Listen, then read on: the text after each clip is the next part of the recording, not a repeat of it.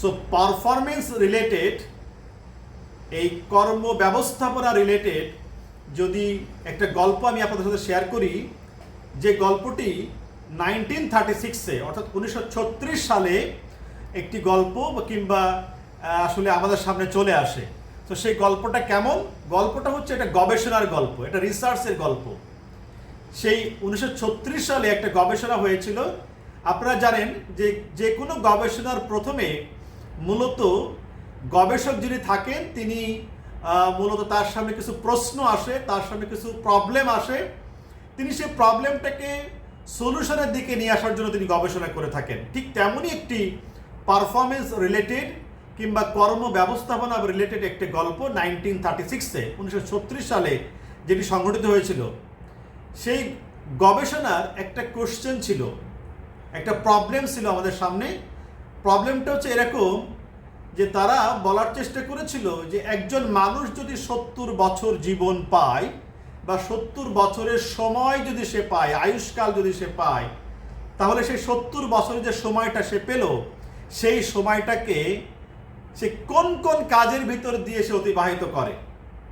আমি আবারও বলছি, প্রশ্নটি এমন বা সমস্যাটি এমন, একজন মানুষ যদি 70 বছর জীবন পায় এবং সেই জীবন পাওয়ার পর যে সময়টা সে পেল 70 বছরের, সেই সময়টাকে জেনারেলি সাধারণতভাবে সে কোন কোন কাজে সে অতিবাহিত করে। নিশ্চয়ই আপনারা যদি এই আনসারটি দিতে চান, উত্তরটি দিতে চান, এই সমাধানটা যদি খুঁজতে চান, তাহলে দেখবেন এটা তো আর আসলে 70 বছরের ক্যালকুলেশন এভাবে করা সম্ভব না। বাট অ্যাটলিস্ট একজন মানুষের 24 ঘন্টার যে একদিনের যে লাইফ, একদিনের যে জীবন ব্যবস্থা, সেই জীবন ব্যবস্থার উপরে তাকালে আপনি বুঝতে পারেন যে একজন মানুষ জেনারেলি কোন কোন কাজে সে সময়গুলোকে ব্যয় করে। সো ঠিক তেমনই সে 1936 সালে এই গবেষণা থেকে যে ফাইন্ডিংসটি আসে, সেখানে দেখা যায় যে একজন মানুষ তার 70 বছরের জীবনে প্রায় 25 বছর সে ঘুমিয়ে কাটায়।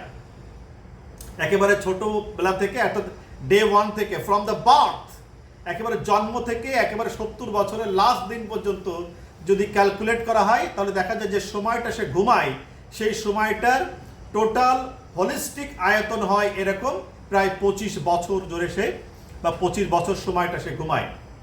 এরপরে 8 বছর ধরে সে স্টাডি করে। এই স্টাডিটা এমন না যে সে সকালবেলা স্কুলে গেল, এরপরে একটা ক্লাস হলো, আবার বিকাল 3টে একটা ক্লাস। যেমন ইউনিভার্সিটি লাইফে, আমার লাইফে এমন হয়েছে, সকালে 8টা একটা ক্লাস আর বিকাল 3টে একটা ক্লাস, মাঝখানে ফ্রি টাইম। সো এই মাঝখানে ফ্রি টাইম মানে এটাও কিন্তু আমি স্টাডিতে কাটাচ্ছি না, বরং এই যে আমি একটা লার্নিং করছি এখন, এই যে একটা সেশন আমি অংশগ্রহণ করছি, একটা বই নিয়ে আমি পড়ছি, স্টাডি করছি, এই সময়টা 70 বছরের এই সময়টাকে যদি আমরা ইন্টিগ্রেটেড করি, একত্রিত করি, তাহলে যে সময়টা হয় সেটা হচ্ছে প্রায় 8 বছর চলে যায় আমাদের এইভাবে পড়াশোনা করে। এরপরে আরও কিছু সময় চলে যায়, 6 বছর প্রায় চলে যায় আমাদের বিশ্রাম এবং অসুস্থতায়, বিভিন্ন ধরনের বিশ্রাম এবং অসুস্থতায়, সিকনেসে আমাদের প্রায় 6 বছর চলে যায়।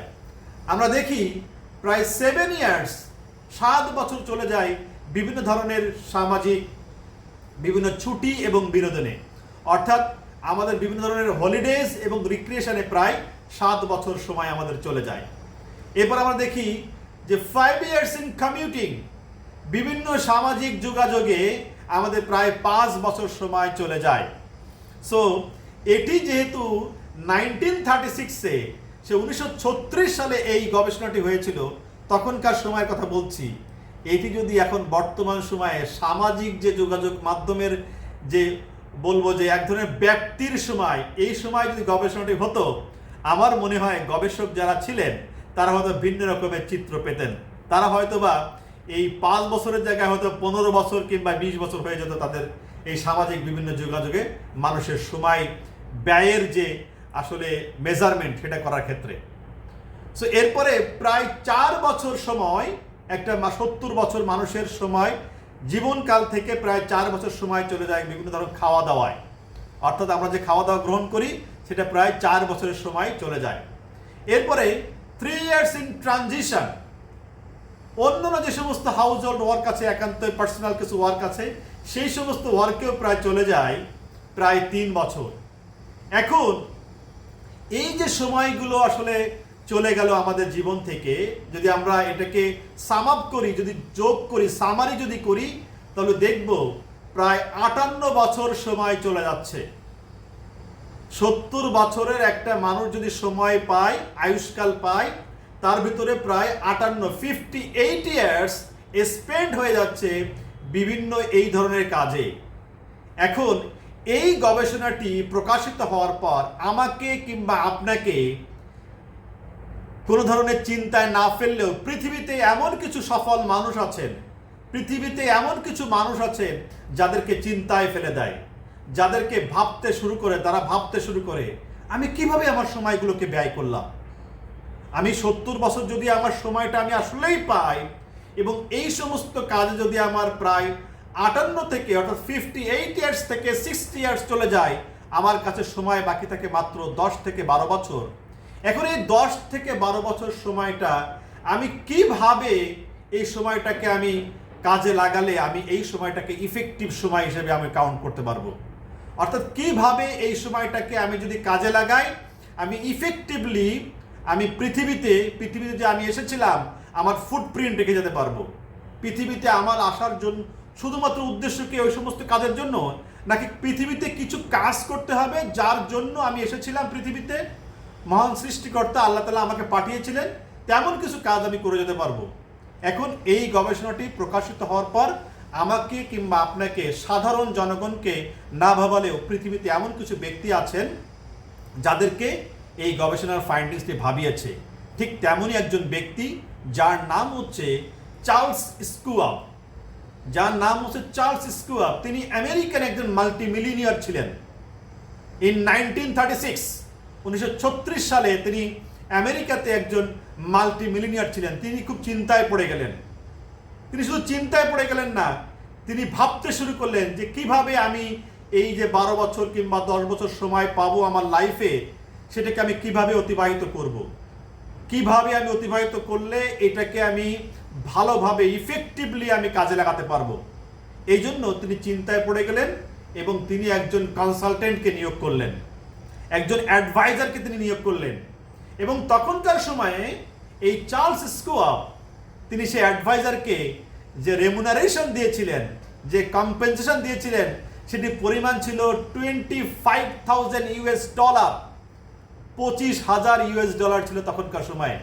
শুধুমাত্র তাকে বলে দেওয়ার জন্য, তাকে একটা কনসালটেন্সি দেওয়ার জন্য যে 12 বছরের এই যে সময় পাচ্ছি আমি অন্য কাজ করার পর এইটাকে আমি কি করলে, কিভাবে আমি রান করলে আমি ইফেক্টিভ করতে পারবো, আমাকে একটা পরামর্শ দেন প্লিজ, আমাকে একটা পরামর্শ দেন। সো সেই পরামর্শটা কেমন ছিল? যদি আমরা এখনকার সময়কার কনসালটেন্টদের দিকে যদি তাকাই, তাহলে দেখা যাবে আপনি দেখবেন বা আমি দেখব যে কনসালটেন্টরা একটা প্রতিষ্ঠানের হয়ে কনসালটেন্সি দেন, রিমের পরে রিম, দিস্তার উপরে দিস্তা কাগজ, অনেক বড় ভলিউম তারা একটা কনসালটেন্সি দিয়ে যান প্রজেক্টের জন্য কিংবা পুরো প্রবলেম সলিউশনের জন্য। কর্তা ব্যক্তিরা যারা আছেন প্রতিষ্ঠানের, তারা বলেন যে ফেলে রেখে দাও, পাশে ফেলে রেখে দাও, আসো আমরা কাজ করে যাই। কিন্তু এই যে চার্লস স্কুয়াব যে কনসালটেন্টকে নিয়োগ করেছিলেন, তিনি কিন্তু তেমন কোনো কনসালটেন্সি দিয়েছিলেন না। তার এই 12 বছরকে তিনি কিভাবে রান করাবেন, কিভাবে তিনি পরিচালনা করবেন, সেটার জন্য তিনি যে কনসালটেন্সি দিয়েছিলেন, সেই কনসালটেন্সি ছিল এক লাইনের একটা সেন্টেন্সের একটা কনসালটেন্সি। তিনি বলেছিলেন যে আপনি আর সময় নষ্ট করেন না প্লিজ, অনেক সময় আপনি নষ্ট করেছেন বিভিন্ন কাজে, সো আর কোনো সময় আপনি নষ্ট করেন না।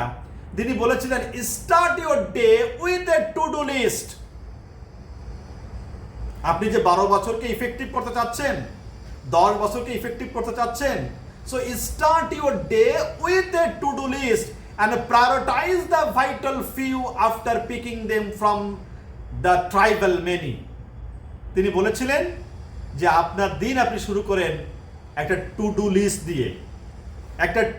দিয়ে শুরু করেন এবং সেই টু ডু লিস্টে আপনি প্রায়োরিটি সেট করেন যে কোনটা আপনি আগে করবেন, কোনটা আপনি পরে করবেন, কোনটার গুরুত্ব এখন বেশি আপনার কাছে, কোনটার গুরুত্ব একটু কম, কোনটাকে আপনি স্কোরিং করবেন এখন বেশি, কোনটাকে স্কোরিং করবেন এখন কম। এই যে প্রায়োরিটি আপনি সেট করবেন, অর্থাৎ আপনি আগামী দিনের জন্য বা দিন শুরু করুন আপনার একটা কর্ম তালিকা দিয়ে। কর্ম তালিকা দিয়ে যদি আপনি দিন শুরু করতে পারেন এবং সেখানে যদি আপনি প্রায়োরিটি সেট করতে পারেন যে এটি আমার জন্য বেশি গুরুত্বপূর্ণ রাইট নাও, সেটা আমি আগে করব। এটি আমার জন্য গুরুত্বপূর্ণ আমার ফিউচার গোলে পৌঁছানোর জন্য, সেটাকে আমি বেশি স্কোরিং দিব।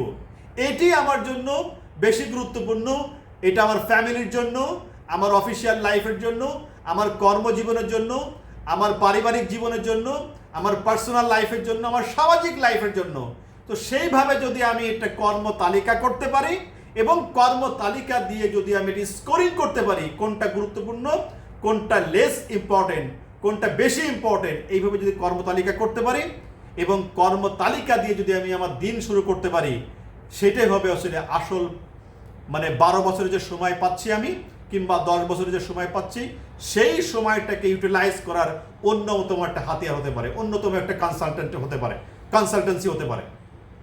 সো আমরা যারা পারফরমেন্স ম্যানেজমেন্ট নিয়ে যারা কথা বলি, আমরা যারা পারফরমেন্স ম্যানেজমেন্ট যারা ডিসকাশন করি, এটি হচ্ছে পারফরমেন্স ম্যানেজমেন্ট, এটি হচ্ছে পারফরমেন্স, যে একটা প্রতিষ্ঠানের কিছু কর্ম তালিকা নির্ধারণ করা।